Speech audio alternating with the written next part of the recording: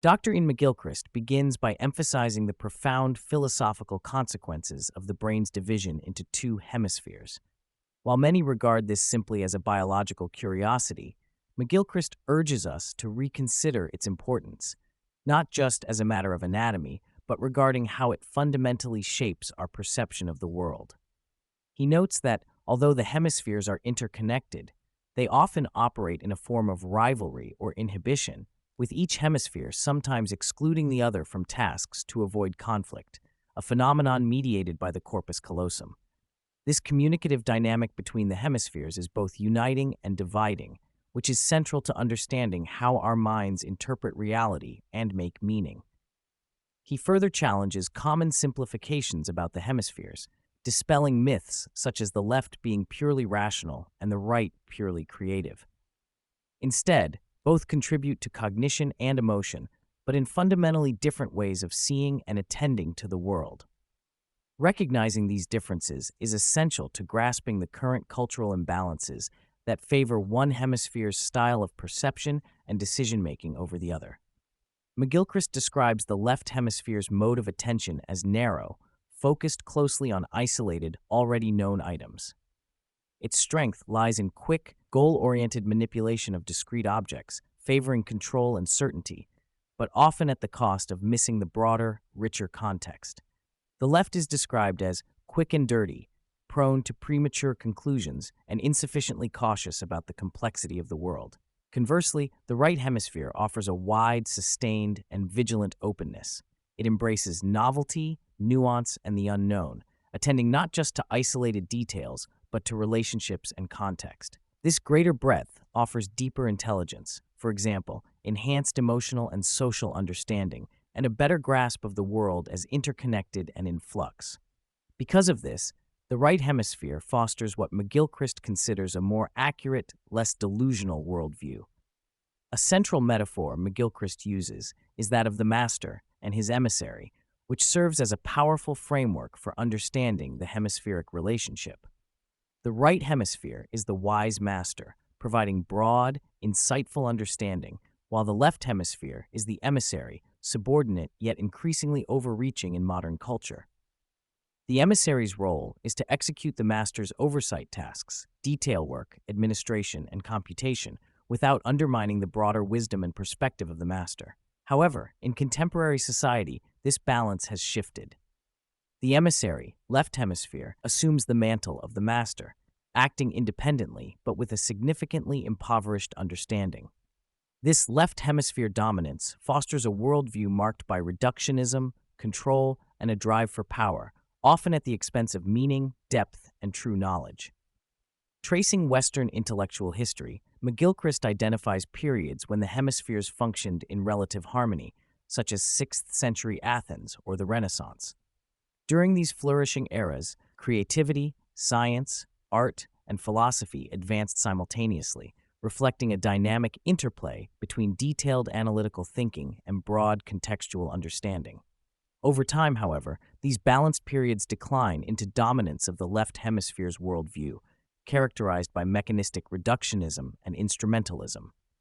The Enlightenment, though valuable in its contributions to science and reason, also set the stage for an overestimation of rationality, leading to growing imbalances that persist today. This shift culminates in the modern era's fixation on measurement, control, and quantification, with the right hemisphere's experiential and relational understanding marginalized. Reductionism, a core product of the left hemisphere's approach, analyses the world by breaking it into discrete parts, often overlooking the holistic, interconnected nature of reality. McGilchrist compares this to dissecting a motorbike into its parts without understanding how these parts function together, or to viewing music merely as a sequence of notes devoid of meaning.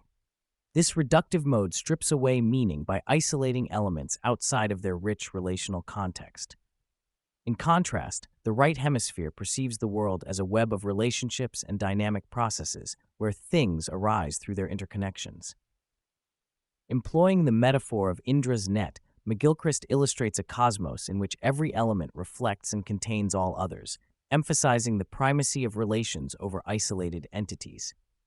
Such a perspective fosters a deeper meaning and offers a more truthful image of the world than a purely atomistic view. McGilchrist articulates serious concerns about contemporary society's overdependence on the left hemisphere's qualities, quantification, abstraction, and control. This fixation manifests as an incessant urge to speed up, to mechanize life, and to impose rigid rules and metrics on complex human and natural systems. The tyranny of metrics leads to affairs dominated by administration and compliance rather than genuine understanding or respect for the lived experience. This worldview breeds anxiety because the left hemisphere craves control and stability. As a result, uncertainty and complexity in the natural world become sources of fear and attempts at domination.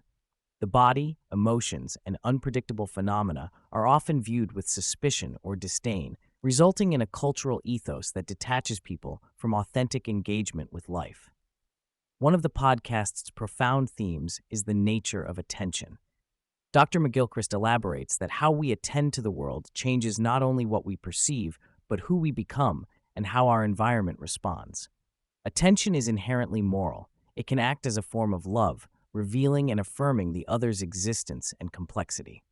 The quality of attention cultivates deeper awareness, opening us to layers of meaning beyond the immediate surface.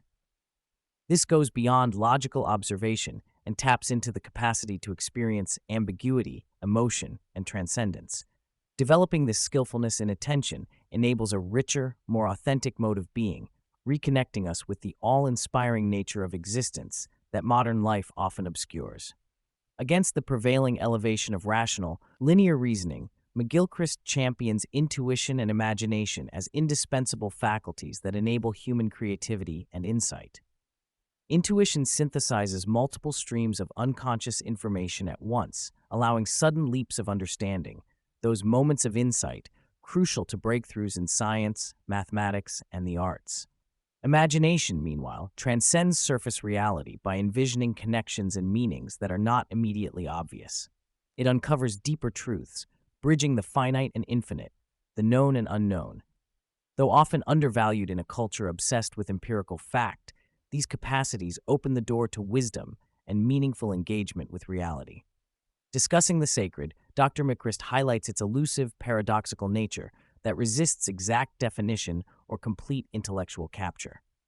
He contrasts rigid, dogmatic religious formulations, often products of left hemisphere certainty, with traditions that honor mystery and the ineffable, emphasizing humility and openness. His philosophical exploration integrates ideas from Eastern and Western traditions to describe a cosmos characterized by paradox and flow, where opposites coexist. Drawing from thinkers like Heraclitus and Hegel, he explains how reality's fundamental nature includes the unity of seemingly contradictory aspects, such as life and death, or one and many. Embracing this paradox leads to a more profound respect for existence and allows a sense of sacredness permeating everyday life. Turning to education, McGilchrist critiques modern schooling for its overemphasis on rote information, standardized testing, and regimented curricula that cater predominantly to left hemisphere modes of thought. He advocates for educational systems that inspire freedom, creativity, and balance, invoking the original meaning of education as to lead forth or to draw out innate capacities.